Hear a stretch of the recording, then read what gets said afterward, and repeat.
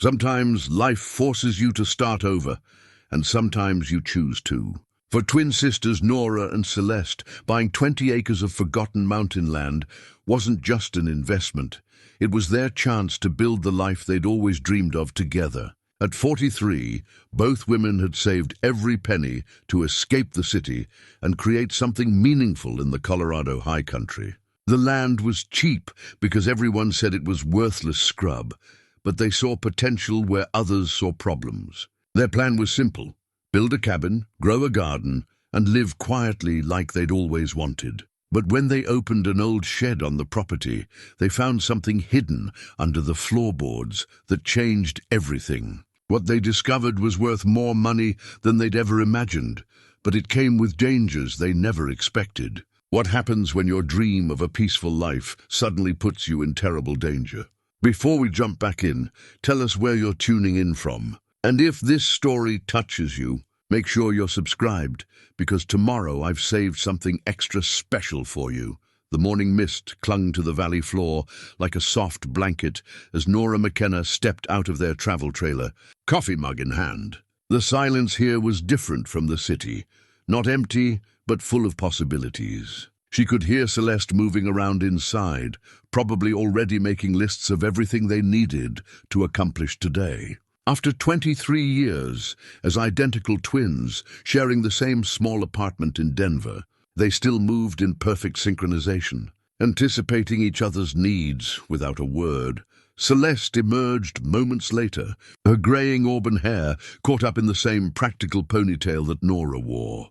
People had always said they looked more alike than most identical twins. But Nora knew the subtle differences, the way Celeste's left eyebrow had a small scar from childhood, how her sister's laugh lines ran slightly deeper from her more optimistic nature. Where Nora saw obstacles, Celeste saw opportunities. "Sleep any better?" Celeste asked, settling beside her sister on the trailer's small steps.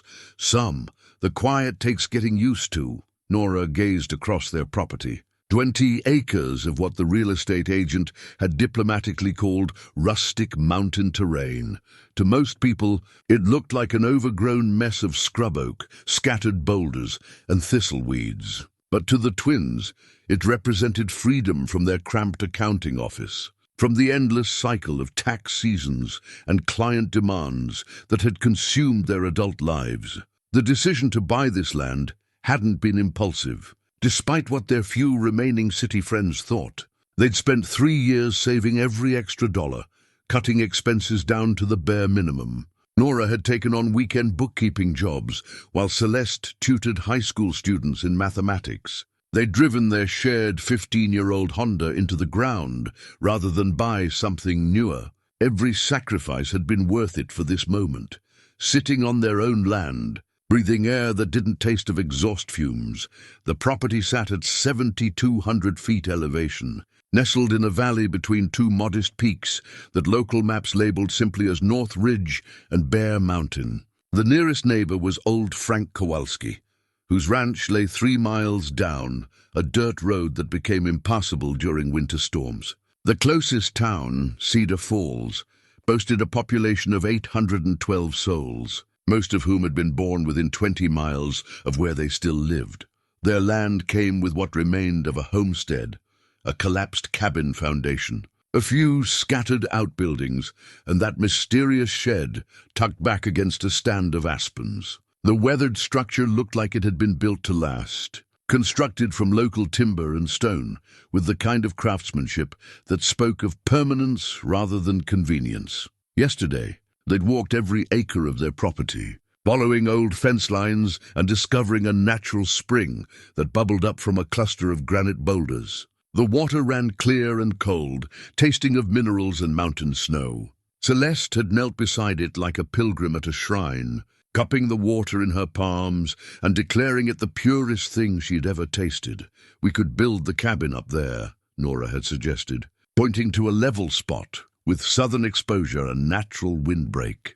Good drainage, morning sun, protected from the worst weather. Celeste had nodded, her eyes bright with the same vision. They'd spent the evening sketching plans by lamplight, designing a modest two-bedroom structure with a large central room for cooking, eating, and the kind of comfortable evenings they'd dreamed of for years. Nothing fancy, just solid construction, good insulation, and windows positioned to frame the mountain views.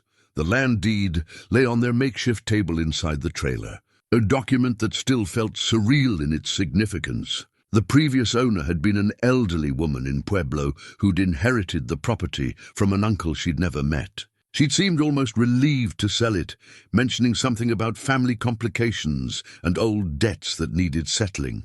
The price had been fair, more than fair, really, leaving them enough money left over for basic construction materials and the solar power system they'd need for off-grid living. Frank Kowalski had stopped by the evening they'd arrived, bringing a casserole from his wife May and staying long enough to share a beer and some local history. He was a weathered man in his 70s, with hands that spoke of decades working cattle and fixing equipment in all kinds of weather.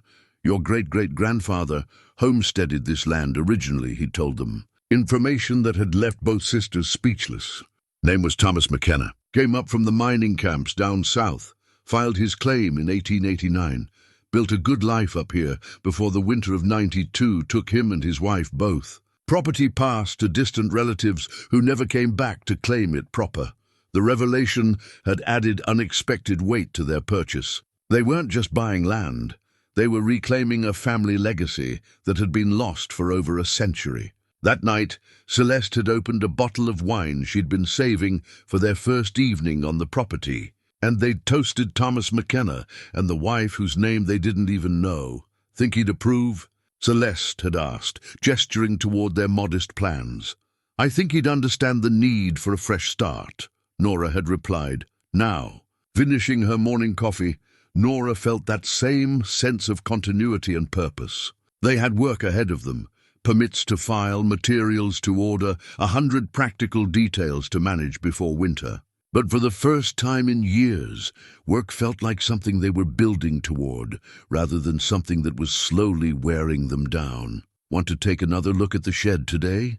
Celeste asked. Maybe we can get it cleaned out, use it for tool storage while we're building. The shed had been locked when they'd first explored the property. Its heavy wooden door secured with a rusted padlock that looked like it had been there for decades. Neither sister had wanted to break it open during their initial inspection, but now that the land was legally theirs, curiosity was getting the better of them. Might as well, Nora agreed. Could be useful space if it's structurally sound. They finished their coffee in companionable silence, watching the mist lift from the valley as the sun climbed higher. A red-tailed hawk circled lazily overhead, riding the warming air currents with effortless grace. In the distance, they could hear the faint sound of Frank's cattle moving through his pastures, a peaceful reminder that this land had supported life for generations. The shed stood about 50 yards from their trailer, partially hidden by a grove of aspens whose leaves shimmered in the morning breeze. As they approached, both sisters found themselves moving more quietly, as if respecting some unspoken reverence for the structure that had weathered so many mountain seasons. The building measured roughly 12 feet by 16 feet, constructed from hand-hewn logs chinked with local stone and mortar.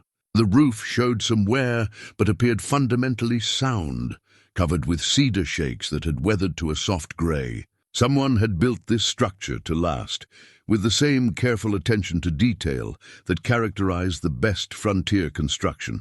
The padlock was indeed old, its iron surface pitted with rust but still holding firm. Nora retrieved a pair of bolt cutters from their tool collection, while Celeste examined the doorframe, running her fingers along the mortise and tenon joints that had kept the entrance secure for so many years.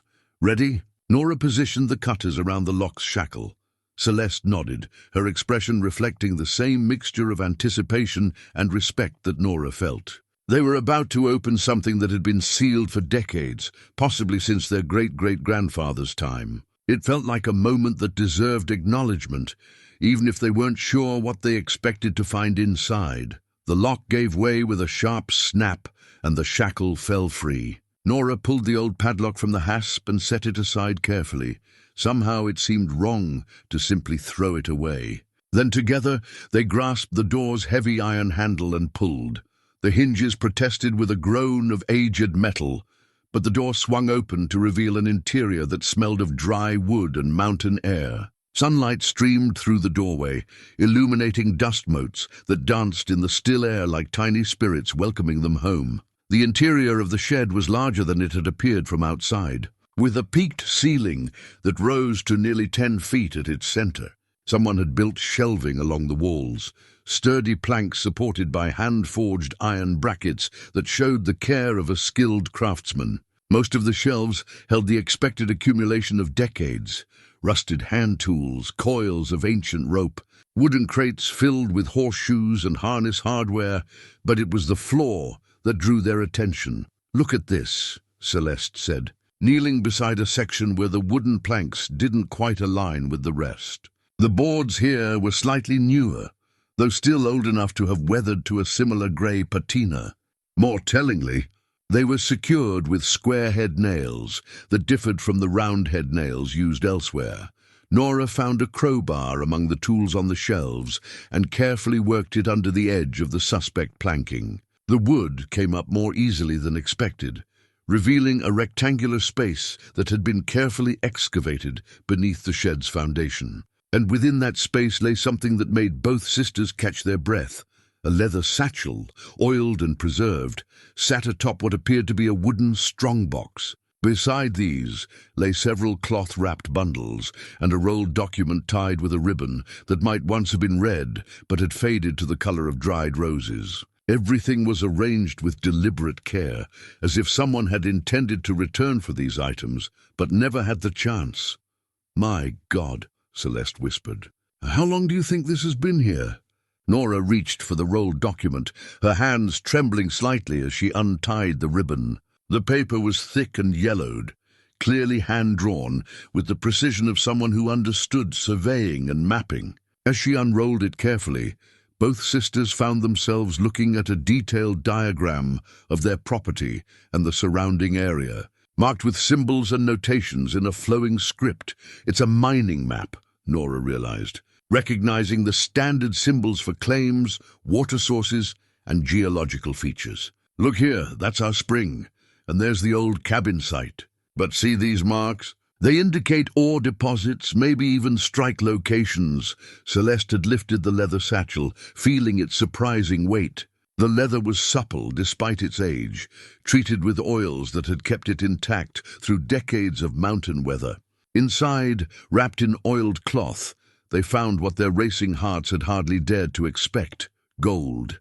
Not the massive nuggets of mining folklore, but a collection of smaller pieces that represented serious wealth nonetheless. Some were clearly natural nuggets, worn smooth by water and time. Others showed the marks of being worked, possibly melted, and formed into ingots by someone with basic metallurgy skills. Altogether, the collection would have represented a fortune to a frontier family, enough to secure a comfortable life for generations. The strongbox yielded even more surprises. Along with additional gold pieces and several rolls of what appeared to be old currency, they found a collection of silver coins dated from the 1880s and 1890s. But the most intriguing discovery was a small leather journal, its pages filled with the same careful handwriting they'd seen on the map. "Property of Thomas McKenna," Celeste read from the journal's first page. "Establish this cache in the year of our Lord 1891, for the benefit of my heirs, should misfortune befall me, before I can provide for them properly." Their great-great-grandfather's words reached across more than a century, speaking directly to descendants he could never have imagined. As Celeste read further, they learned of Thomas's discovery of a promising gold vein on the property, his careful extraction and processing of ore, and his fears about claim jumpers and territorial disputes that plagued the mining region. He was saving this for his children, Nora said, her voice heavy with emotion. But Frank said he and his wife died in the winter of '92, just a year after he wrote this. The journal revealed Thomas McKenna as a thoughtful, careful man who understood both the promise and the dangers of his situation.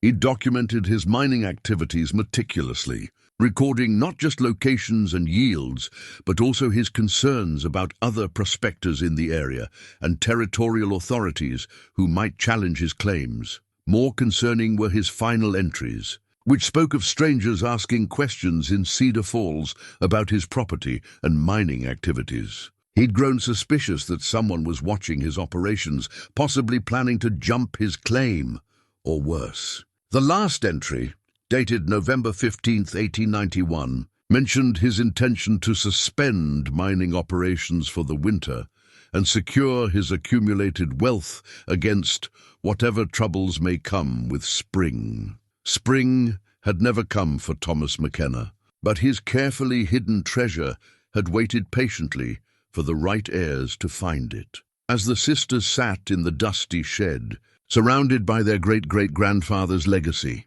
the magnitude of their discovery began to sink in. This wasn't just a nice surprise, it was potentially life-changing wealth, enough to not only build their dream cabin, but to secure their financial future completely. "How much do you think it's worth?" Celeste asked, though both sisters understood that determining the value would require expert appraisal. "More than we've ever had," Nora replied. "But Celeste, we need to be careful about this."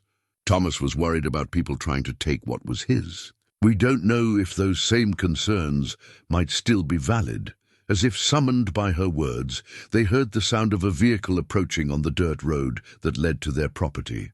Through the shed's single small window, they could see a dusty pickup truck pulling up near their trailer. A man got out, tall, lean, wearing a cowboy hat that had seen better days. He moved with the easy confidence of someone comfortable in rural settings. But there was something in his manner that made both sisters uneasy. Quickly, they rewrapped the treasure and replaced it in the hidden compartment, covering the loose floorboards as best they could. The mining map went into Nora's jacket pocket, too valuable to leave behind, but too sensitive to display casually. "Ladies," the stranger called out as they emerged from the shed. "Hope you don't mind the intrusion. I'm Dale Marcus, and I've been doing some research on this property. Wondered if I might have a word with you." He appeared to be in his 50s, with graying brown hair and the kind of weathered face that spoke of outdoor work. His manner was friendly enough, but his eyes held an intensity that suggested his visit wasn't purely social. "What kind of research?" Nora asked, positioning herself slightly in front of Celeste in an instinctive, protective gesture. "Family history, mostly. See, my grandmother was a McKenna before she married my grandfather. I've been trying to piece together our family tree, and this property keeps showing up in the records. Thought maybe we might be distant relatives. The coincidence seemed too convenient, especially given what they'd just discovered." Thomas McKenna's journal had mentioned strangers asking questions about his mining activities. More than a century later, strangers were still asking questions about the McKenna property. "That's interesting," Celeste said carefully. "We just learned ourselves that Thomas McKenna was our great-great-grandfather. Quite a coincidence that you'd show up right after we moved in." Dale Marcus smiled, but the expression didn't quite reach his eyes. "Not such a big coincidence in a small community like this. Word gets around when new people arrive, especially when they've got family connections to local history. I actually heard about your purchase from the county clerk's office." He glanced toward the shed, and both sisters noticed the direction of his gaze. "Hope you don't mind my asking, but have you had a chance to explore the old buildings yet? Sometimes these homestead properties have interesting artifacts left behind by the original settlers." "Nothing much," Nora lied smoothly. "Just old tools and farming equipment. Nothing of historical significance. Well, if you do come across anything interesting, I'd be mighty grateful for a look. Family history and all. In fact, I'd be happy to help you research the property's background. I've got access to mining records and territorial documents that might fill in some gaps about your great-great-grandfather's time here." After Marcus left, the sisters stood in their trailer, staring at each other with a mixture of excitement and growing concern. "That was no coincidence," Celeste said. "No," Nora agreed. pulling the mining map from her pocket. "And I think we're about to learn just how much trouble Thomas McKenna's treasure can still cause." The Cedar Falls Public Library occupied a converted Victorian house on Main Street. Its front porch lined with rocking chairs, where local residents often gathered to discuss weather, politics, and the kind of gentle gossip that kept small communities connected. The librarian, a woman in her 70s named Virginia Brennan, had greeted the twins with the warm curiosity that newcomers typically received in mountain towns. "McKenna, you said?" Virginia adjusted her reading glasses as she led them toward the local history section. "Well, now that's a name I haven't heard in quite some time. Your family has deep roots in these parts, though it's been decades since any McKennas lived in the valley." The local history collection filled 2 large bookcases and several filing cabinets, representing the patient work of volunteers who'd spent years collecting photographs, documents, and oral histories from longtime residents. Virginia pulled out a thick folder labeled Early Homesteaders, 1880-1900, and spread its contents across a reading table. "Here we are," she said, pointing to a faded photograph mounted on heavy cardboard. "Thomas and Elizabeth McKenna, taken sometime in the early 1890s. I'd guess." The photograph showed a serious-faced couple standing in front of a log cabin that both sisters immediately recognized as the ruins on their property. Thomas McKenna was a stocky man with dark hair and intelligent eyes, wearing the practical clothes of a working rancher. Elizabeth was smaller, with her hair pulled back severely but kind eyes that suggested warmth beneath the formal pose that photography required in that era. They were well regarded in the community, Virginia continued, pulling out additional documents. Thomas was known as an honest man and a hard worker. He served on the school board and helped organize the volunteer fire company. Elizabeth was active in the church and taught school before they were married. A newspaper clipping from 1892 told the tragic story of their deaths. The headline read, "Mountain Couple Lost to Winter Storm," and described how Thomas and Elizabeth McKenna had been found in their cabin after a late spring blizzard that had isolated the high country for nearly 2 weeks. They'd apparently succumbed to cold and smoke inhalation when their chimney became blocked with snow and ice. "Such a shame," Virginia said, shaking her head. "They were still young, probably would have had children if they'd lived longer."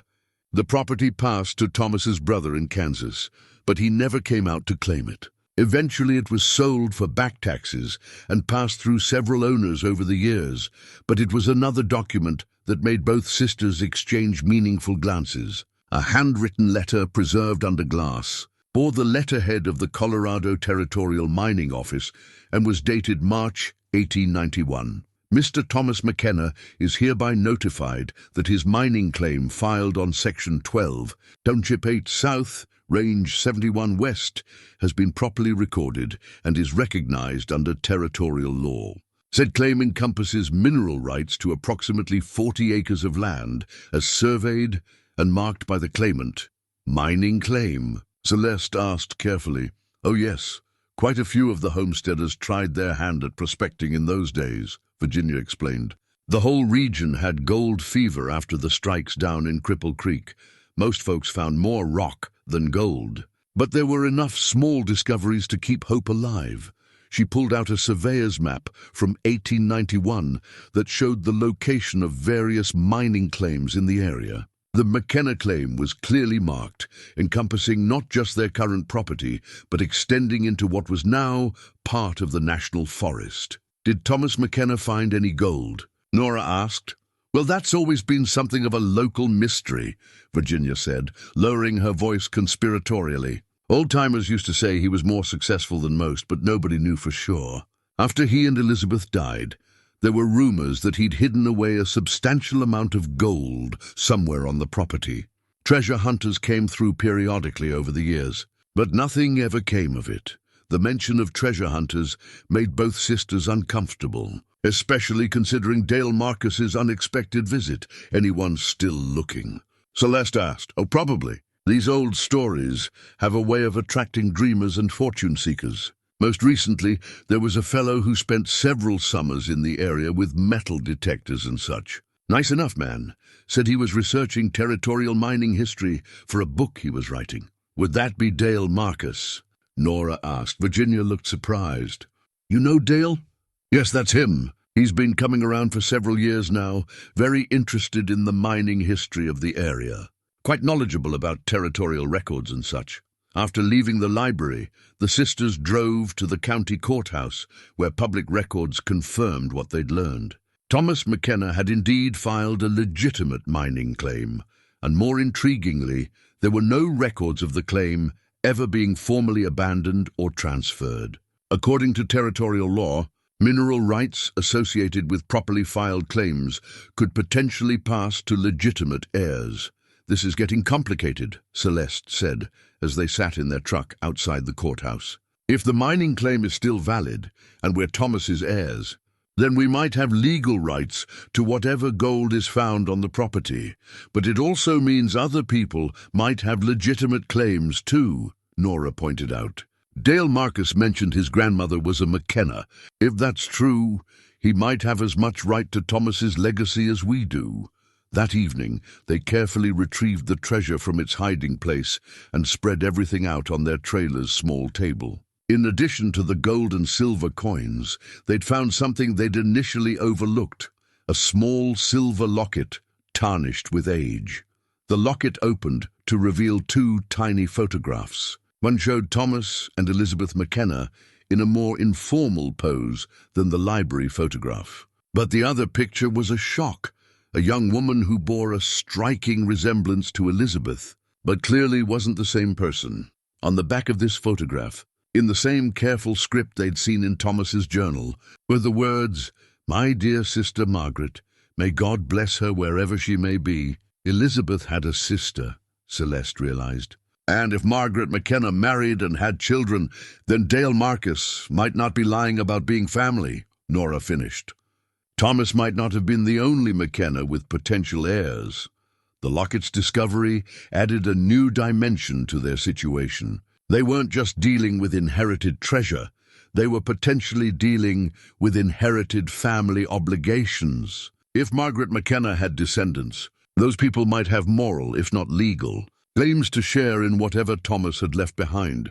But moral obligations aside, both sisters were beginning to understand that their discovery had awakened interests that had been dormant for decades. Dale Marcus's convenient appearance suggested that word of their purchase had reached people who'd been waiting patiently for new owners to arrive and potentially uncover what treasure hunters had been seeking for. Generations. We need to be more careful, Nora said, carefully rewrapping the locket and placing it back with the other items. Until we understand exactly what we're dealing with and who else might be involved, we shouldn't let anyone know what we've found. But Nora, we also need to figure out the legal implications. If this mining claim is still valid, and if there are other legitimate heirs, we could be sitting on something that belongs to more people than just us. As they secured the treasure back in its hiding place, both sisters understood that their simple dream of a peaceful mountain life had become considerably more complicated. They'd inherited more than just land. They'd inherited a mystery that had been waiting more than a century for resolution. Dale Marcus returned 3 days later, this time bringing coffee and pastries from the bakery in town, the kind of gesture that would have seemed neighborly under different circumstances. He sat at their makeshift outdoor table, his manner relaxed and conversational. But both sisters noticed how his eyes continued to scan their property, particularly the area around the shed. "I've been doing some research since we talked," he said, pulling out a folder of photocopied documents. "Thought you might be interested in what I found about our mutual ancestor." The documents appeared legitimate: birth certificates, marriage records, and cemetery listings that traced the McKenna family tree through several generations. According to Dale's research, Thomas McKenna had indeed had a sister named Margaret, who'd married a man named Robert Marcus in 1885 and moved to Montana Territory. "Margaret was my great-great-grandmother," Dale explained. She and Thomas kept in touch through letters until his death. In fact, she tried to come back for his funeral, but couldn't make the trip because of weather and her own family obligations. The documentation seemed authentic, but something about Dale's presentation bothered Nora.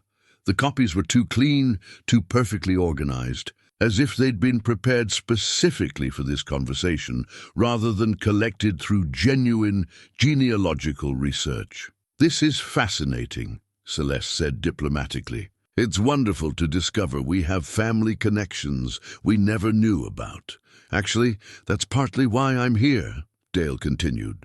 "See, Margaret left some family documents when she died, including letters from Thomas. In one of them, he mentioned establishing some kind of insurance against hard times, a way to provide for future generations of McKennas if his regular income couldn't sustain them." Both sisters felt their hearts skip. Thomas's journal had used almost identical language when describing his hidden treasure. "Did the letters specify what kind of insurance?" Nora asked carefully.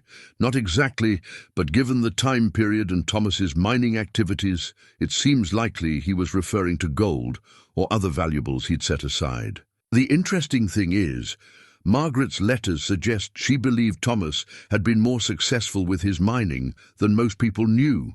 Dale leaned forward, his expression earnest. "Look, I know this might seem presumptuous, but I've been researching this family history for years. If there's anything on this property that represents Thomas's legacy, anything he intended for his heirs, I think we should work together to find it and figure out how to honor his intentions." The reasonable tone and apparent sincerity of his proposal made it even more unsettling. If Dale was simply a treasure hunter or con artist, his approach would have been more aggressive or deceptive. Instead, he seemed genuinely interested in family history and fair distribution of any discoveries. That evening, after Dale had left with promises to return with more documentation, the sisters conducted a careful inspection of their trailer and surrounding area. What they found confirmed their growing paranoia, subtle signs that someone had been exploring their property during their absence. Footprints near the shed showed that someone had circled the building and examined the windows and door. More concerning, someone had clearly been inside their trailer. Nothing was missing, and the intrusion had been so careful that they might not have noticed under normal circumstances. But both sisters had developed the kind of organizational habits that came from sharing small living spaces, and several items were not quite where they'd been left. "He's not just researching family history," Nora said grimly. "He's trying to figure out if we've found anything. The question is whether he's working alone or with others," Celeste replied. "And whether his legal claims are legitimate or just a cover story." Their answer came the next morning in the form of a break-in that wasn't nearly as subtle as Dale's careful searches. Someone had forced the trailer's door during the night, though they'd been quiet enough not to wake the sisters, who'd been sleeping in a tent 50 yards away as part of their preparation for off-grid living. The intruder had searched methodically through their belongings, focusing particularly on any papers or documents. Their cash and valuable electronics were untouched, confirming that this wasn't a simple burglary. Someone was looking for evidence of historical discoveries or documentation related to Thomas McKenna's legacy. Most disturbing was what the intruder had left behind, a handwritten note on their table. "Some secrets are meant to stay buried. Others are meant to be shared fairly among family. Choose wisely." "That's a threat," Celeste said, though her voice remained steady. "It's also a mistake," Nora replied. "If Dale Marcus is behind this, he just showed his hand. And if he's not, then we're dealing with more people than we realized." They spent the morning securing the treasure more effectively, moving it from the shed's hiding place to a location they excavated near the natural spring. The new cache was better concealed and offered multiple escape routes if they needed to retrieve the items quickly. More importantly, it was far enough from the buildings that casual searches wouldn't discover it. That afternoon brought another unexpected visitor, Frank Kowalski, their elderly neighbor, driving up in his ancient pickup truck with his wife May beside him. But instead of their usual friendly demeanor, Both looked worried and somewhat embarrassed. "We need to talk," Frank said without preamble. "May and I have been discussing whether to say anything, but after what happened to your trailer, we figured you had a right to know." May Kowalski was a small woman in her 70s with silver hair and the kind of direct gaze that suggested she'd seen enough of life to cut through nonsense quickly. She spoke with the authority of someone who'd lived in the valley her entire life. "That Marcus fellow has been asking questions around town for several years now," she said. "Not just about mining history, but specifically about your property and the McKenna family. He's also been seen with some less savory characters, men who don't look like they're interested in genealogy." Frank nodded grimly. "Last week, before you two arrived, there was talk at the feed store about people being willing to pay good money for information about any discoveries made on the old McKenna place. Folks figured it was just treasure hunter nonsense, but now, with the break-in, you think Dale Marcus is working with others?" Nora asked. "I think Dale Marcus might not be who he claims to be," May replied. "I've lived here long enough to know most of the local families, and I've never heard of any McKennas in Montana. But I have heard of professional treasure hunters who use genealogy research as a way to establish legal claims to valuable discoveries." Kowalski's warning added another layer of complexity to an already difficult situation. If Dale Marcus wasn't a legitimate family member, then his interest in the property was purely mercenary. But if he was working with associates who were willing to break into their trailer, the situation was becoming genuinely dangerous. "What would you do?" Celeste asked the older couple. Frank and May exchanged a look that spoke of decades of shared decisions and mutual trust. "We'd get professional help," Frank said finally. "Legal advice, security consultation, maybe even involve law enforcement. This isn't something two women should handle alone, family treasure or not." As their neighbors drove away, both sisters understood that their isolation, which they'd sought as a peaceful escape from city life, had become a vulnerability. They were sitting on a potentially valuable discovery with no clear understanding of their legal rights, facing pressure from people whose intentions and capabilities remained unknown. "Tomorrow, we drive to Colorado Springs," Nora said. "We need to talk to lawyers and find out exactly what we're dealing with. And tonight, we take turns keeping watch," Celeste added. "I don't think we can assume that note was just a warning." The discovery came at dawn, as Celeste was conducting their morning security check around the property. Hidden inside Thomas McKenna's old Bible, a leather-bound volume they'd found among his personal effects but hadn't examined closely, was a folded paper that changed everything they thought they understood about their inheritance. The paper was different from the mining map, written in a more urgent hand and dated December 3rd, 1891. Just days before the blizzard that had claimed Thomas and Elizabeth's lives. But most importantly, it was written in code. "My dear Margaret," the letter began in normal script, "should anything happen to me before spring, know that I have taken precautions to protect what I have built here. The insurance I mentioned in my previous letters is real and substantial, but it is not where casual seekers would look." What followed was a series of numbers and letters that clearly represented some kind of cipher.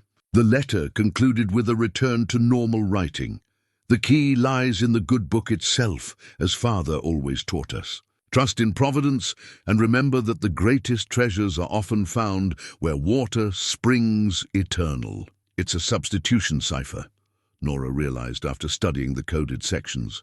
And if the key is in the Bible itself, it's probably something simple, maybe based on verse numbers or page references. Working together, they spent the morning testing various biblical references against the coded text. The breakthrough came when Celeste noticed that several pages in the Bible had faint pencil marks next to specific verses, marks so light they were nearly invisible unless viewed at the right angle.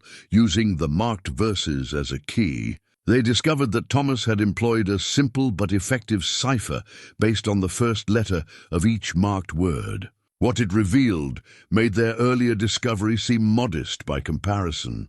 The safety cache beneath the shed contains only a fraction of what the Lord has provided.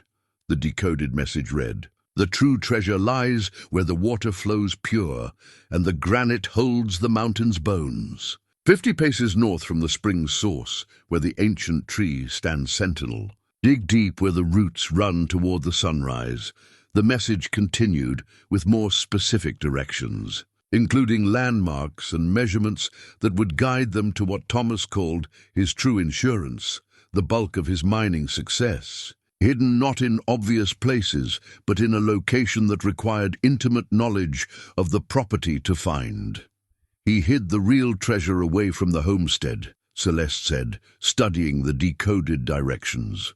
Smart man. Anyone searching the buildings would find enough gold to satisfy them without discovering the main cache. But as they prepared to follow Thomas's directions, they noticed fresh tire tracks on the dirt road leading to their property, tracks that didn't match any of the vehicles they'd seen before. Someone else was taking an active interest in their daily activities.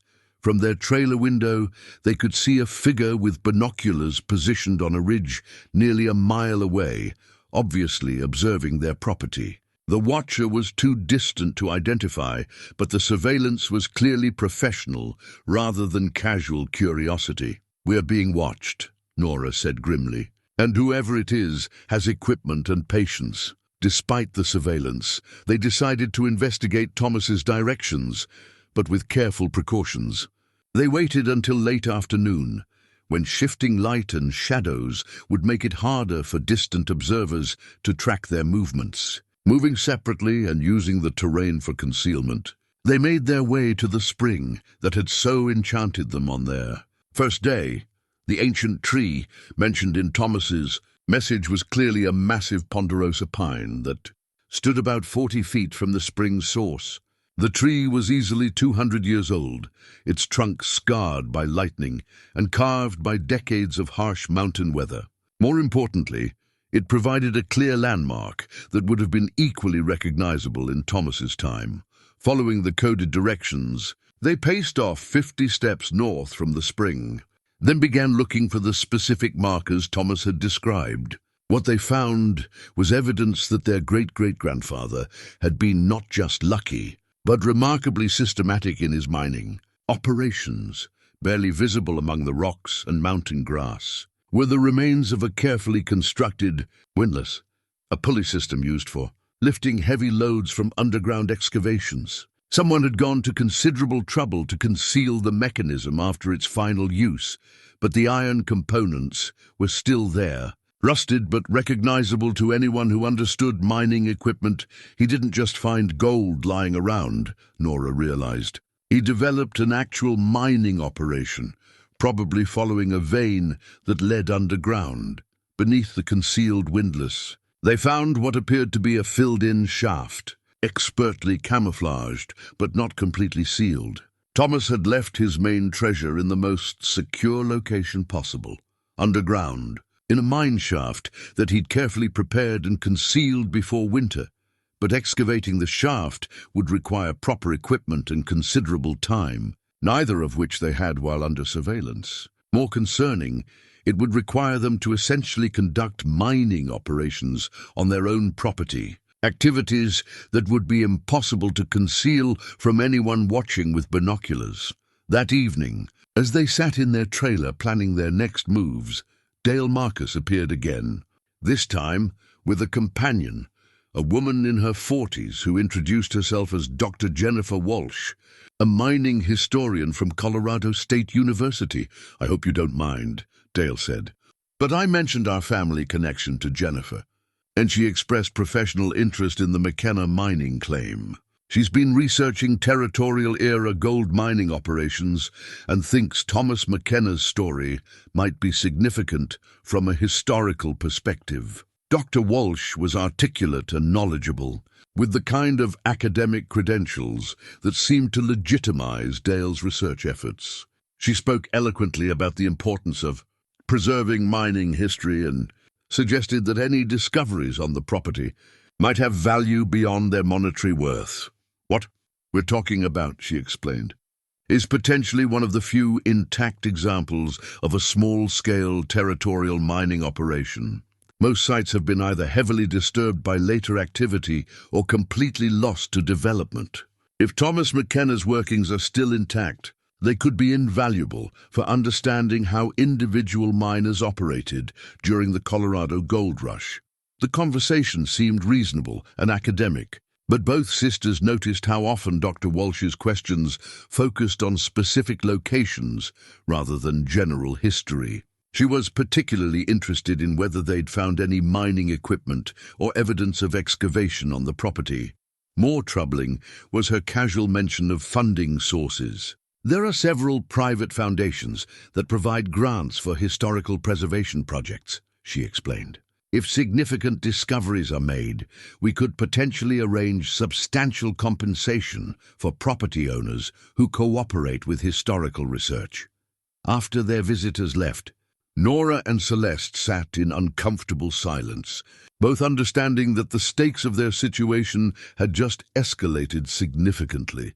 Dr. Walsh's academic credentials might be genuine, but her interest seemed less focused on historical preservation than on locating and gaining access to whatever Thomas McKenna had left behind. "They're closing in," Celeste said finally.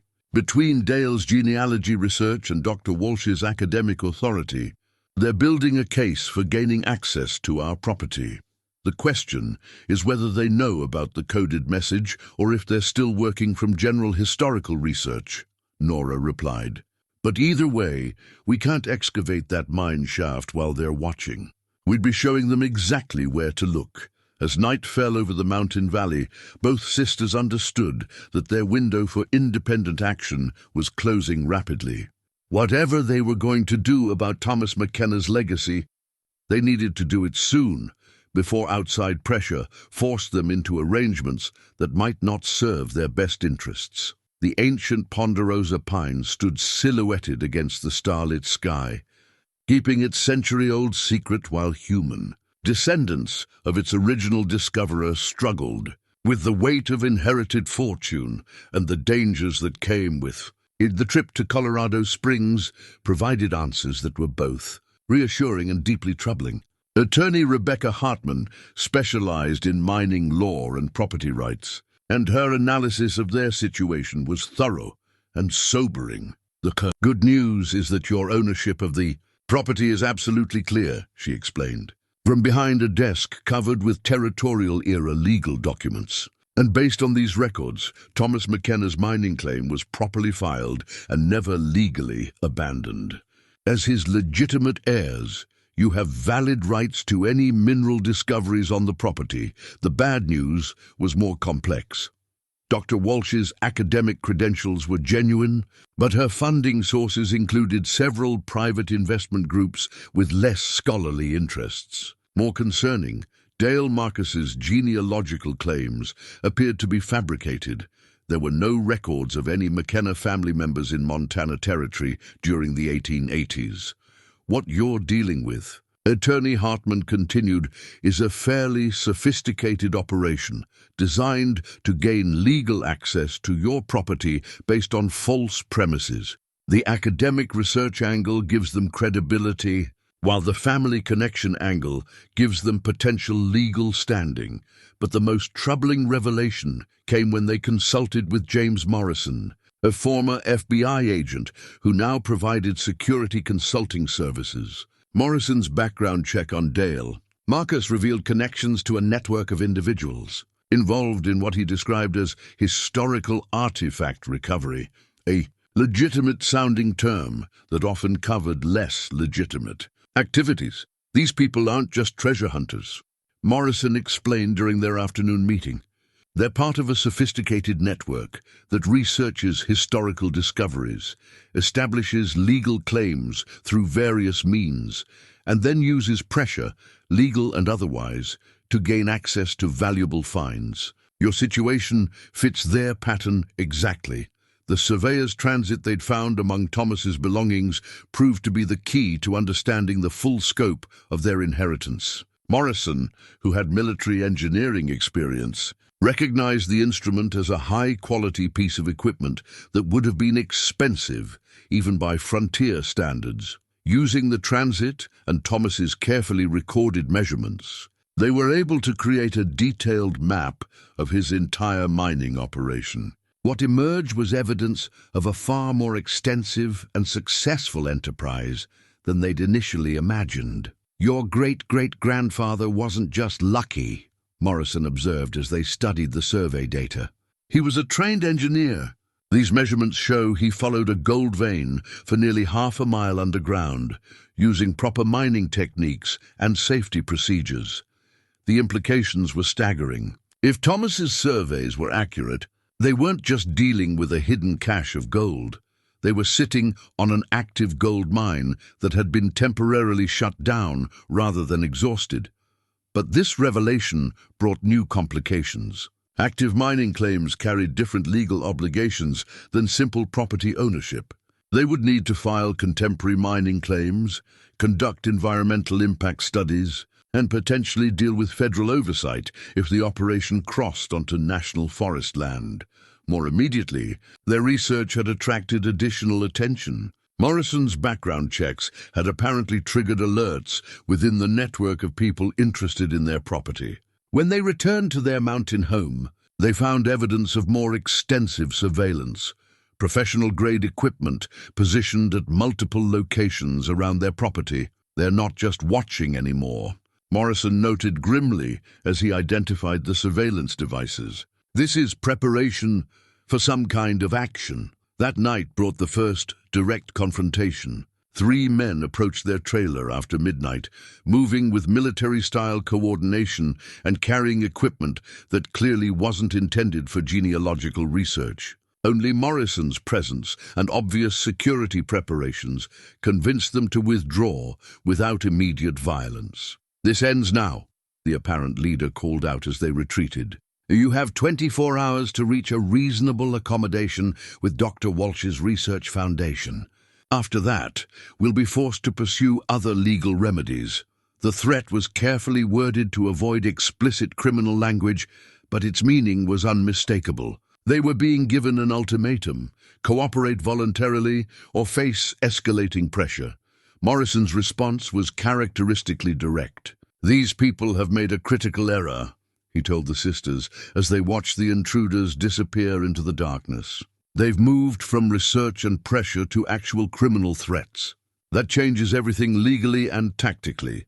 The next morning brought a formal visit from Dr. Walsh, accompanied by a lawyer and several official-looking documents. The proposal was presented as a generous partnership agreement that would provide the sisters with substantial compensation while allowing proper historical research to proceed on their property. "We're offering you 25% of any discoveries," the lawyer explained, "in exchange for exclusive research access and the right to handle all legal and practical aspects of excavation.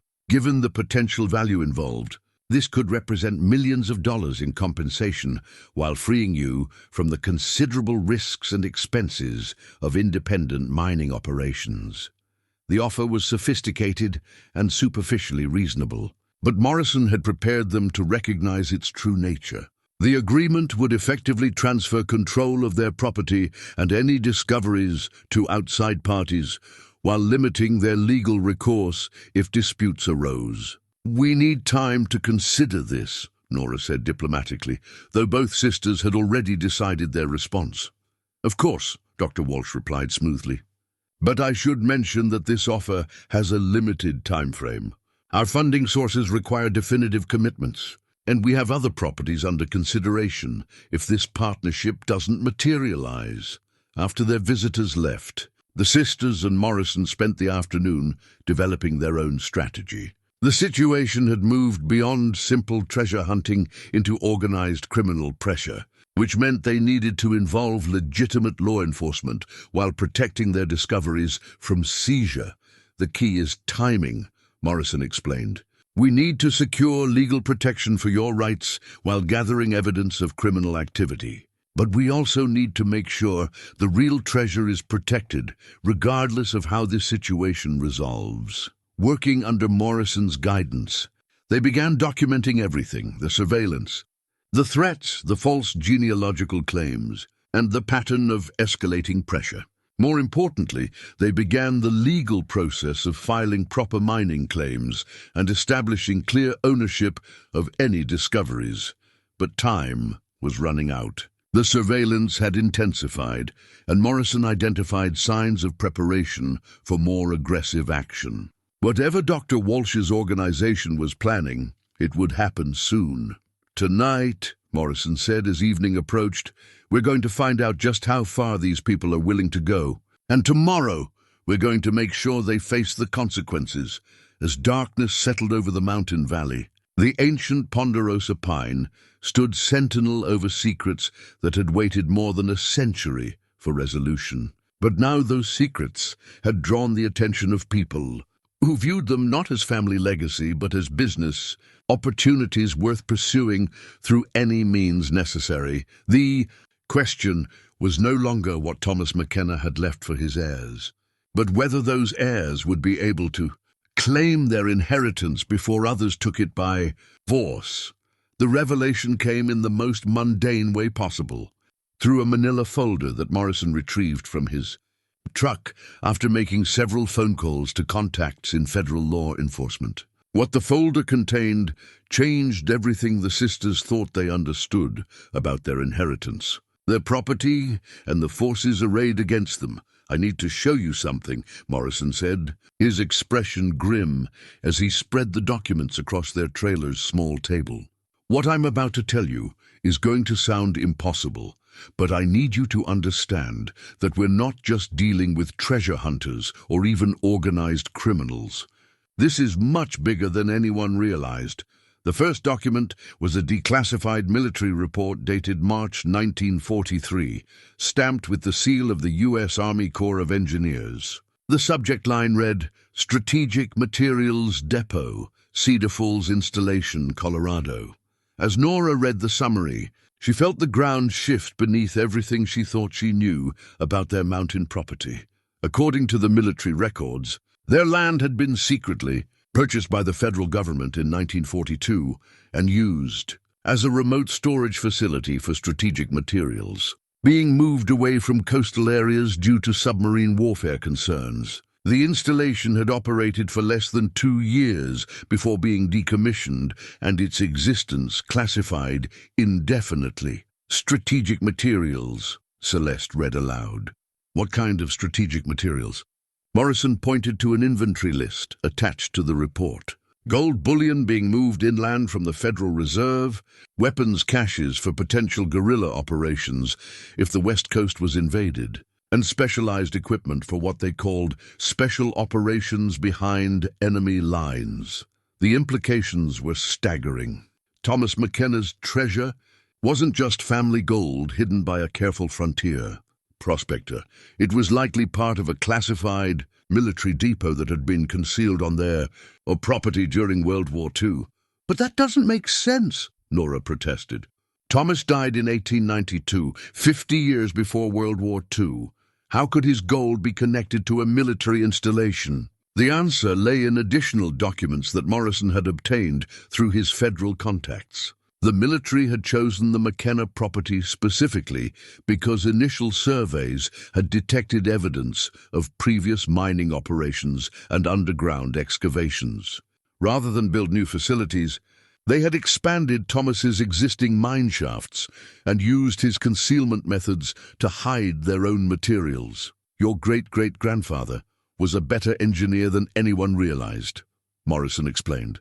"His mine workings were so well constructed that the military used them as the foundation for their own storage system. They moved his gold to make room for their materials, but they documented everything carefully in case they needed to restore the original configuration after the war." Dr. Walsh's academic credentials were indeed legitimate, but her research had been funded by organizations with very specific interests.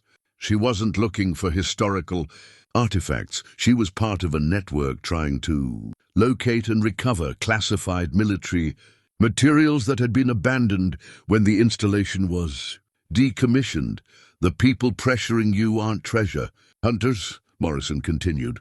They're working for private military contractors who specialize in recovering abandoned government assets. Some of what's hidden on your property has value beyond gold: weapons, communication equipment, and documents that various parties would pay substantial sums to acquire. The surveillance, the genealogical research, and the academic cover story all made sense in this new context. Dale Marcus wasn't a descendant seeking family treasure. He was likely a contract researcher, hired to establish legal access to classified materials that technically belonged to the federal government. But the most shocking revelation was still to come. Morrison pulled out a photograph that made both sisters gasp. A clear image of their property taken from aerial surveillance, showing heat signatures that indicated extensive underground structures they'd never suspected existed. This was taken last week by federal agents who've been monitoring the situation, Morrison explained. The government knows exactly what's on your property, and they've been watching to see who else shows interest in it. As if summoned by his words, the sound of vehicles approached on their dirt road. But instead of the unmarked trucks and SUVs they'd grown accustomed to, these were clearly official. Dark sedans with government plates and the unmistakable presence of federal law enforcement. Special Agent Linda. Torres introduced herself with the kind of calm authority that suggested she'd handled situations like this before. With her were two other agents and a man in civilian clothes who identified himself as Dr. Robert Chen, a historian with the Defense Department's Classified Materials Recovery Program. Ms. McKenna. Ms. McKenna, Agent Torres addressed them formally. We need to discuss the situation that's developed on your property. But first, I want to assure you that you're not in any legal trouble, and your ownership rights are not in question. Dr. Chen spread out additional documents, including detailed maps of the underground installations on their property. What they revealed was mind-boggling: a complex network of storage chambers, tunnels, and concealed entrances that extended far beyond anything Thomas McKenna could have created with 1890s technology. The installation was decommissioned in 1944, Dr. Chen explained. But due to classification requirements and changing geopolitical situations, the materials were never properly recovered. For nearly 80 years, they've remained hidden beneath your property. The materials included not just gold and weapons, but documents and equipment that would be of significant interest to foreign governments, terrorist organizations, and private military contractors. The network of people pressuring the sisters wasn't just motivated by greed. They represented serious national security concerns. Dale Marcus is actually David Marchetti, Agent Torres continued, a former military contractor who specializes in recovering classified materials for private clients.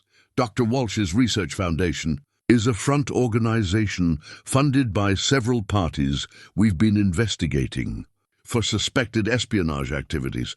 The sisters found themselves at the center of a situation that extended far beyond their family inheritance into active federal law enforcement operations. Their property had become the focal point of competing interests that included legitimate government recovery efforts, criminal organizations seeking valuable materials, and foreign agents interested in classified information. But perhaps the most surprising revelation was Morrison's true identity. The security consultant they'd hired for protection was actually Agent James Morrison, FBI, working undercover to monitor the situation and protect them from the various threats that their discovery had attracted.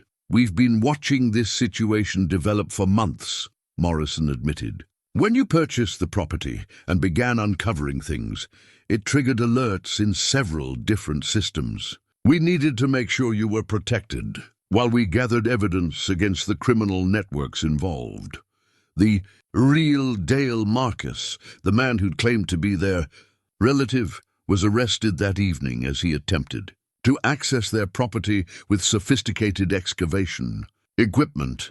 Dr. Walsh and her associates were taken into custody simultaneously at their hotel in Cedar Falls, along with equipment that included everything from ground-penetrating radar to military-grade communications gear. "What happens now?"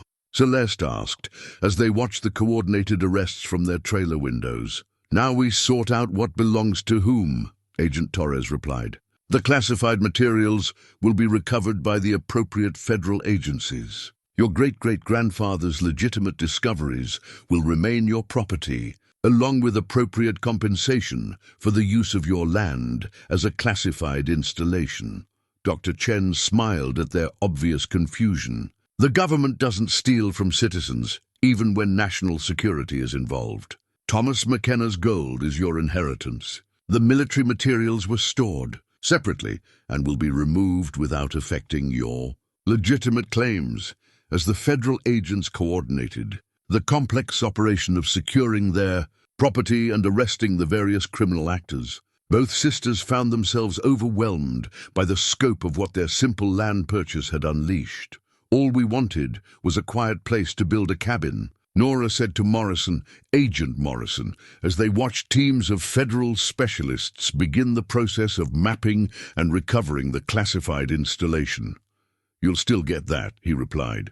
"But you'll also get justice for your great-great-grandfather, compensation for decades of unauthorized use of your property, and the satisfaction of knowing you helped stop some very bad people from getting their hands on dangerous materials." The mountain valley, that had seemed so peaceful and isolated, was now filled with federal vehicles, technical specialists, and the controlled chaos of a major law enforcement operation. But for the first time since their discovery of Thomas McKenna's treasure, both sisters felt truly safe. The federal operation to secure their property was supposed to proceed smoothly and quietly, with most of the criminal network already in custody and the classified materials identified for proper recovery. But at 3 in the morning, Agent Morrison shook both sisters awake with news that changed everything. "We have a problem," he said grimly, handing them tactical communication headsets. "David Marchetti, the fake Dale Marcus, didn't come alone. We just intercepted communications indicating that his organization has a backup team positioned in the area, and they're planning to assault the installation before we can complete the recovery operation." Through the headsets, they could hear the terse communications of federal agents coordinating defensive positions around their property. The scope of the threat was becoming clear. This wasn't just a few treasure hunters trying to grab valuable materials. They were facing a coordinated military-style assault by people with professional equipment and training.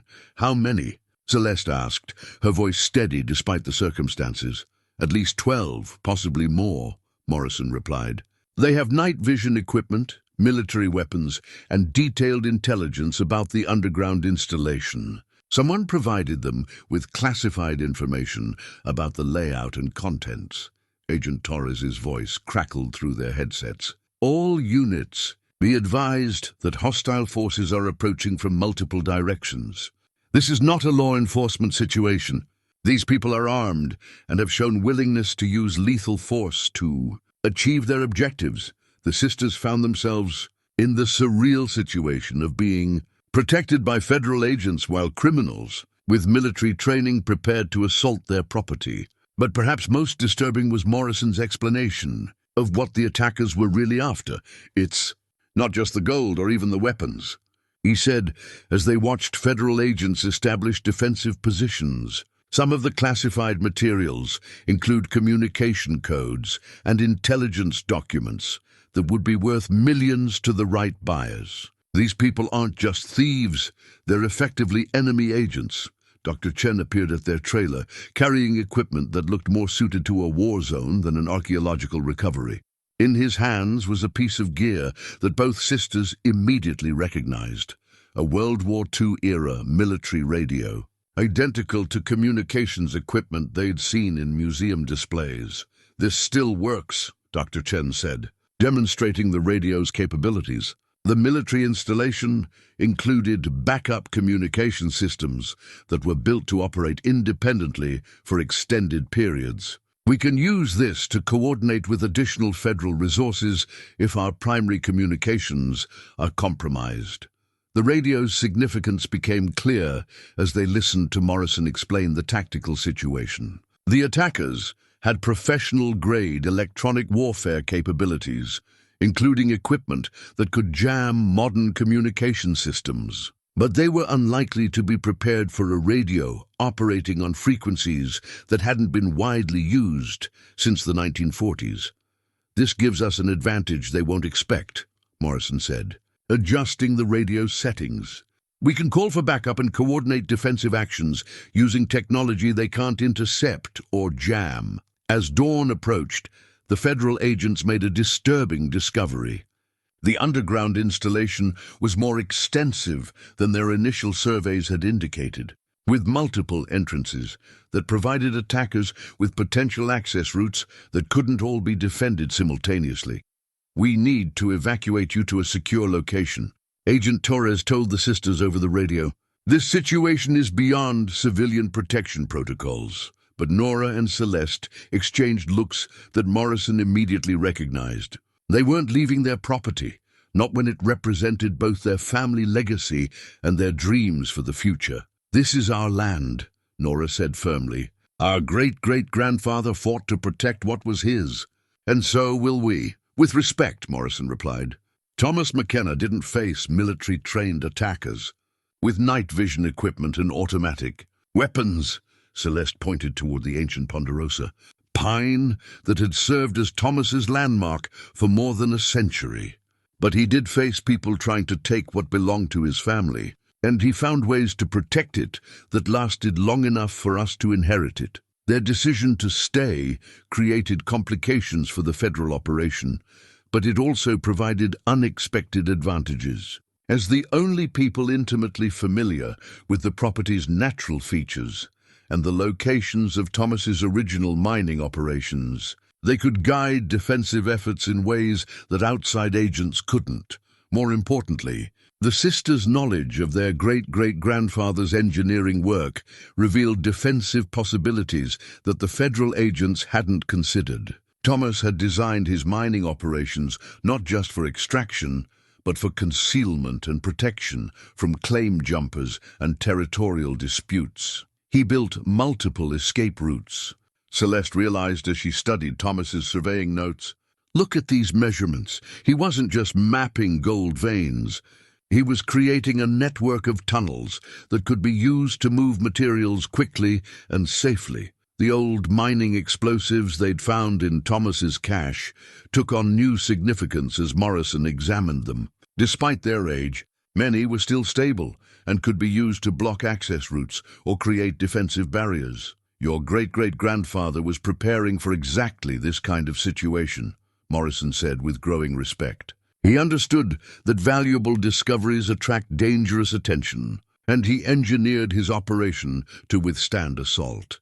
As the federal agents made their final preparations, both sisters found themselves thinking about Thomas and Elizabeth McKenna, alone on this same mountain more than a century earlier, facing their own threats and dangers. The blizzard that had killed them had been natural, but the human threats Thomas had feared were remarkably similar to what they now faced. He would have fought, Nora said simply, and he would have won, Celeste added, because he understood this land and these mountains better than anyone trying to take what was his. The first sign of the assault came as helicopter rotors echoed off the mountain peaks, followed by the distant sound of vehicles moving without headlights on the forest roads. Professional surveillance confirmed what Morrison's intelligence had suggested. They were facing a coordinated attack by people with military training and sophisticated equipment, but they were also defending terrain that had been chosen and prepared by a frontier engineer who'd understood that the best defensive positions were those that used natural features to maximum advantage. Thomas McKenna's mining operation hadn't just extracted gold, it had created a fortress. All units, hostiles are approaching from multiple vectors. Agent Torres's voice crackled over their radios. Estimated time to contact, 15 minutes.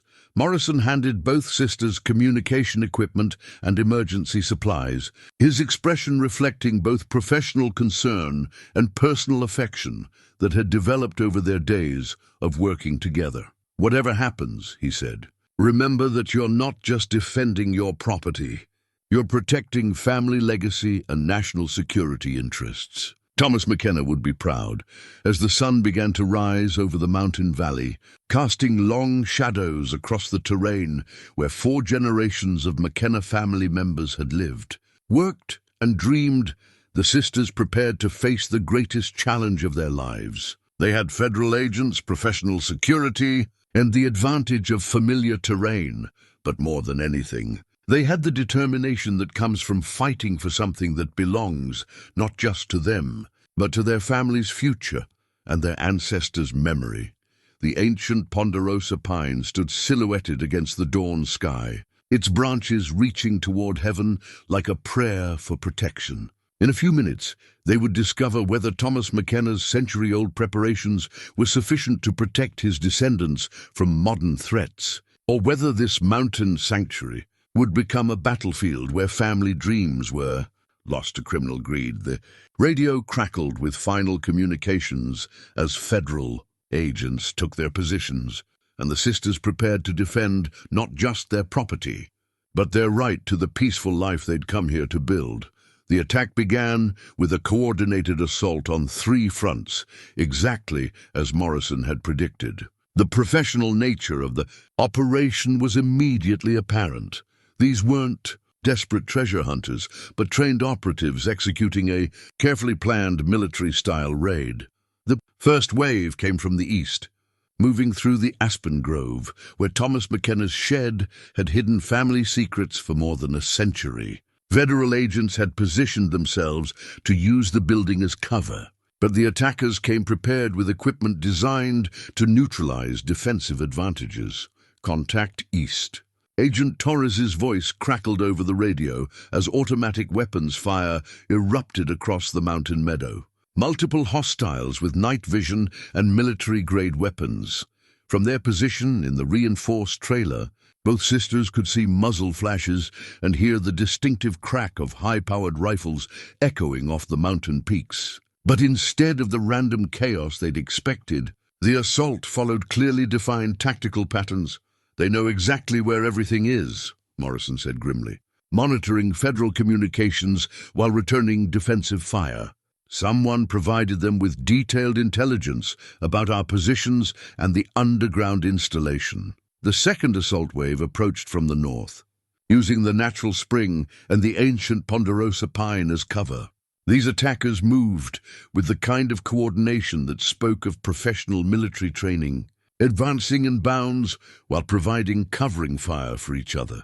But Thomas McKenna's engineering proved its worth. The mining explosives they'd found in his cache, carefully positioned by Morrison and the federal agents, created choke points that forced the attackers into predetermined killing fields, where defensive fire could be most effective. "Explosives detonated," Dr. Chen reported from his position near the mine entrance. "North approach route is blocked, forcing hostiles to use alternate paths where we have better fields of fire." The sound of the explosions rolling across the valley was tremendous, echoing off the mountain peaks like thunder and sending wildlife fleeing in all directions. But for the defenders, it represented successful use of Thomas's century-old preparations against modern threats. Nora found herself pressed against the trailer's reinforced windows, watching federal agents use defensive positions that her great-great-grandfather had unknowingly created when he'd designed his mining operation for concealment and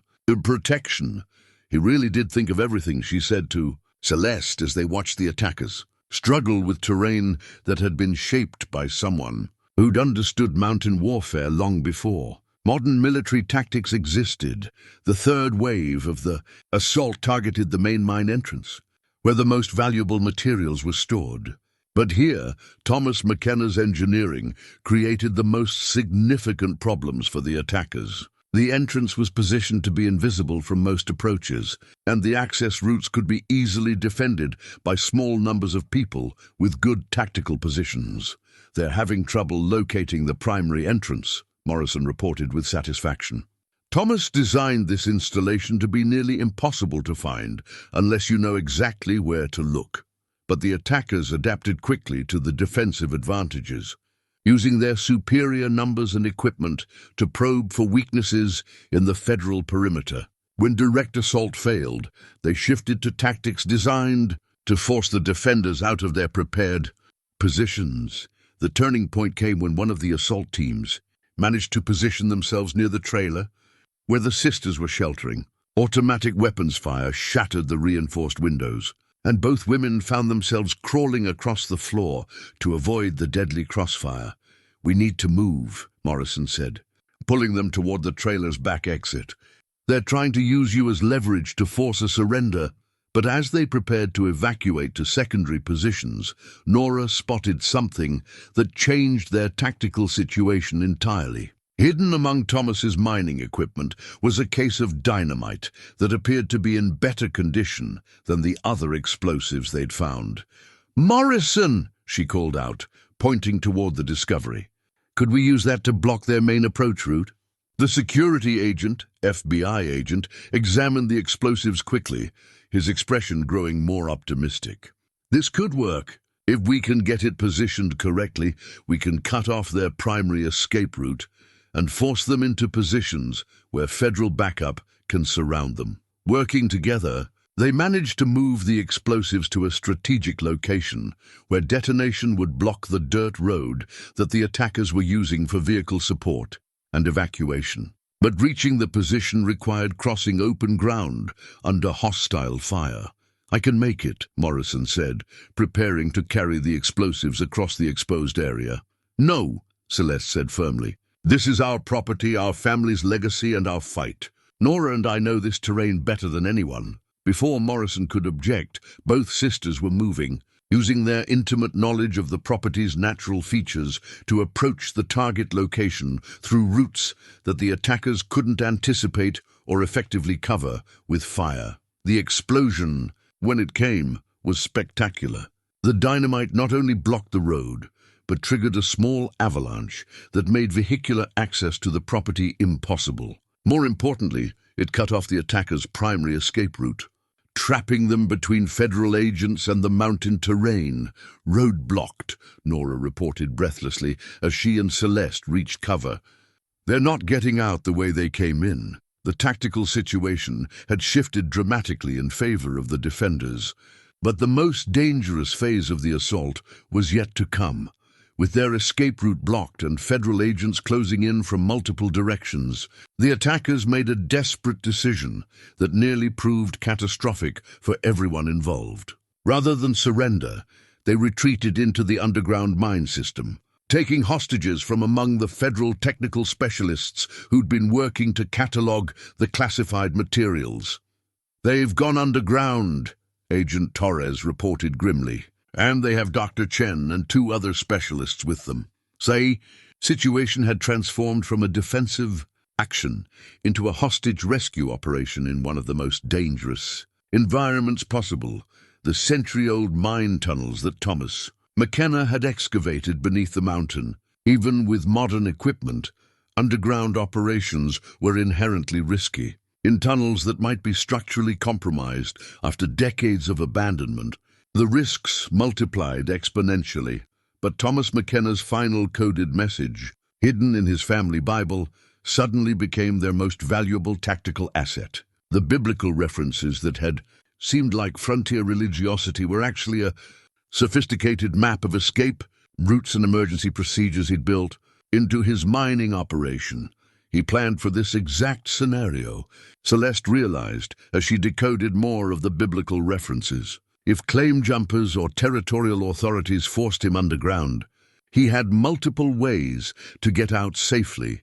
The coded message revealed something that none of the federal surveys had detected: a network of natural caves that Thomas had connected to his artificial tunnels, creating an underground system with multiple entrances scattered across several square miles of mountain terrain. "They think they've trapped us in a dead-end mine shaft," Nora said, studying her great-great-grandfather's careful notations. But Thomas built connections to natural caves that exit far from the main installation. Morrison studied the decoded map with growing appreciation for the frontier engineer's foresight. "This gives us multiple options. We can position teams at the alternate exits while sending rescue forces through routes the hostiles don't know exist, but navigating the underground system would require someone intimately familiar with Thomas McKenna's engineering and able to interpret his coded directions under extreme stress.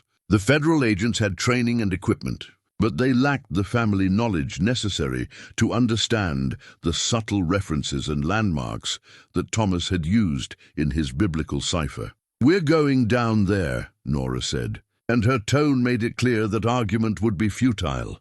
"Absolutely not," Morrison replied. "This is a federal operation involving armed hostiles and structural hazards. Civilians don't—" "Thomas McKenna was a civilian too," Celeste interrupted. "And he designed these tunnels to be navigated by his family if necessary. We're the only ones here who can read his directions and understand his engineering." The argument was settled when they received radio communication from the trapped federal specialists. Dr. Chen had managed to activate a concealed transmitter, and his message confirmed their worst fears about the underground situation. "Tunnels show signs of structural damage." His voice crackled over the radio. "Some passages are partially collapsed, and there's evidence of gas accumulation in lower levels. The hostiles are forcing us deeper into areas that may not be safe for extended occupation." Time was running out. The longer the hostiles remained underground with their captives, the more likely that structural collapse or gas accumulation would kill everyone in the tunnel system, guilty and innocent alike. Working together, Morrison and the sisters developed a plan that combined federal tactical capabilities with family knowledge of Thomas McKenna's engineering. They would enter the tunnel system through one of the concealed natural cave entrances, navigate using the biblical code to reach the trapped specialists, and then guide everyone out through escape routes that the hostiles didn't know existed. The entrance they chose was nearly a mile from the main installation, hidden behind a waterfall that had carved a natural passage through the granite mountain face. Thomas's coded directions indicated that he'd connected this cave system to his mining operation through a tunnel that required crawling through spaces barely large enough for a person. "Stay together. Follow my directions exactly, and remember that your great-great-grandfather survived situations like this," Morrison said, as they prepared to enter the cave system. "He built these escape routes to save lives, and that's exactly what we're going to do." The underground journey was harrowing. Thomas's tunnels were masterfully engineered, but they'd been abandoned for over a century, and some passages showed signs of water damage, settling, and partial collapse. They crawled through sections where the ceiling was barely 18 inches high, waded through underground streams that soaked them to the skin in near-freezing water, and navigated by compass and the cryptic landmarks that Thomas had described in biblical language. But the most terrifying moment came when they heard voices ahead, the hostiles, forcing their captives deeper into the mountain, apparently unaware that their escape routes had been cut off, and federal agents were approaching through passages they didn't know existed. "3 hostiles, 3 hostages," Morrison whispered, as they reached a position where they could observe the group. "They're moving toward what they think is a deeper tunnel system, but according to Thomas's map, they're heading into a dead end." The biblical code revealed that Thomas had deliberately created false passages to confuse intruders, and tunnels that appeared to continue but actually led to areas where cave-ins or gas accumulation made further progress. "Impossible. They're walking into a trap that's been waiting over a century to be sprung," Celeste whispered. The final confrontation took place in a natural cavern that Thomas had incorporated into his mining system. a space large enough for the tactical advantage to shift definitively to the rescue team. Using their knowledge of alternate passages and the element of complete surprise, Morrison and the sisters were able to position themselves behind the hostiles while Federal backup approached from the main tunnel entrance. "Federal agents," Morrison called out from concealment. "You're surrounded, and your surface support has been neutralized. Release the hostages and surrender immediately." The response was immediate gunfire, but in the echoing cavern space. The hostiles were firing blind, while the rescue team had clear fields of fire from multiple concealed positions. The firefight lasted less than 2 minutes before the surviving attackers realized their position was hopeless. Dr. Chen and the other Federal specialists were rescued unharmed, and the underground installation was secured. But perhaps most importantly, Thomas McKenna's century-old preparations had proved capable of protecting his descendants and their allies from modern threats. 6 months later, the mountain valley had returned to the peace that Nora and Celeste had originally sought when they'd pooled their savings to buy 20 acres of forgotten Colorado high country. The federal investigation had concluded, the classified materials had been properly recovered, and the criminal network responsible for the assault had been prosecuted and imprisoned. But the changes to their lives went far beyond the resolution of immediate dangers. The new land deed lay framed on the wall of their completed cabin, a legal document that formally recognized not only their ownership of the surface property, but their rights to the mineral claims that Thomas McKenna had properly filed more than a century earlier. The federal government had been scrupulously fair in sorting out what belonged to whom.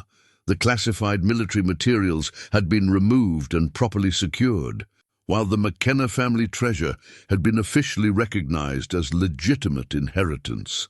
The cabin itself exceeded their original modest dreams. Built with funds from the sale of a portion of Thomas's gold discovery, carefully appraised and legally documented, it featured the large central room they'd planned, with windows positioned to frame mountain views and a stone fireplace built from granite quarried on their own property. Solar panels provided modern conveniences while maintaining their connection to off-grid independence. But perhaps the most significant change was the presence of James Morrison, who'd requested assignment to the FBI's Denver field office in order to remain in the area. What had begun as professional protection had evolved into something deeper.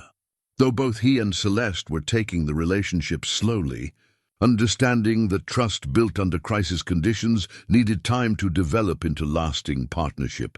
"Any regrets?" he asked, as the three of them sat on the cabin's wide front porch, watching the sunset paint the mountain peaks in shades of gold and crimson. "About which part?"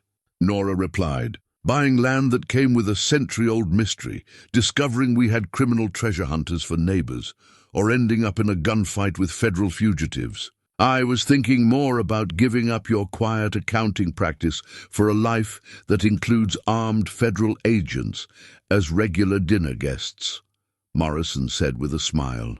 Celeste laughed, a sound that had become more frequent as the stress of their ordeal faded into memory. Quiet was overrated. Besides, we're still accountants. We just have more interesting clients now. The financial implications of their inheritance had indeed created new opportunities. In addition to Thomas's gold, the federal government had provided substantial compensation for the decades of unauthorized use of their property as a classified installation. More intriguingly, several museums and historical societies had approached them about creating educational programs based on Thomas McKenna's remarkable engineering achievements. Virginia Brennan, the librarian who'd first shown them historical documents about their great-great-grandfather, had become a regular visitor and collaborator in developing what she called the McKenna Legacy Project. The goal was to document and preserve Thomas's mining techniques, his survival preparations, and his integration of natural cave systems with artificial tunnels. He was generations ahead of his time in understanding sustainable mining practices. Dr. Chen had explained during one of his visits to catalogue the technical aspects of the installation. Modern mining operations could learn a great deal from his methods, but the most personally meaningful discovery had come from Elizabeth McKenna's personal effects, which had been carefully preserved in a sealed container within the main treasure cache. Among her belongings were letters from family members, including several from the sister Margaret, whose photograph they'd found in the silver locket. The letters revealed that Dale Marcus, David Marchetti, had been partially correct about family connections, though not in the way he'd claimed. Margaret McKenna had indeed moved to Montana Territory, but she died childless in 1903. The McKenna family line had continued through other relatives who'd remained in Colorado, and genealogical research confirmed that Nora and Celeste were indeed the closest living descendants of Thomas and his extended family. So we really were the rightful heirs all along. Celeste had said when the genealogical research was completed, Thomas's treasure waited for the right family members to find it. The Cedar Falls community had embraced the sisters as permanent residents with an enthusiasm that went beyond their contribution to local economic activity. The dramatic events on their property had brought national attention to the area's mining history, resulting in increased tourism and historical recognition that benefited the entire valley. Frank and May Kowalski had become surrogate parents, offering the kind of practical mountain wisdom that only came from generations of high country living. May had taught both sisters traditional skills like food preservation and winter preparation, while Frank had shared knowledge about sustainable ranching and forest management. "Your great-great-grandfather would be proud," Frank had said during one of their regular visits. "He came here to build something lasting for his family. And that's exactly what you're doing." The ancient ponderosa pine still stood as a sentinel over the valley, its branches reaching toward the sky like a natural monument to the perseverance that had characterized 4 generations of McKenna family members. Beneath its sheltering canopy, Thomas and Elizabeth McKenna rested in a small cemetery that the sisters had created near the site of the original homestead. But the tree also marked new beginnings. As autumn painted the aspen groves in brilliant gold, Celeste and Morrison announced their engagement, planning a simple mountain wedding that would take place the following spring beneath the ponderosa's ancient branches. Thomas and Elizabeth never got to see children or grandchildren, Celeste said, as they planned the ceremony.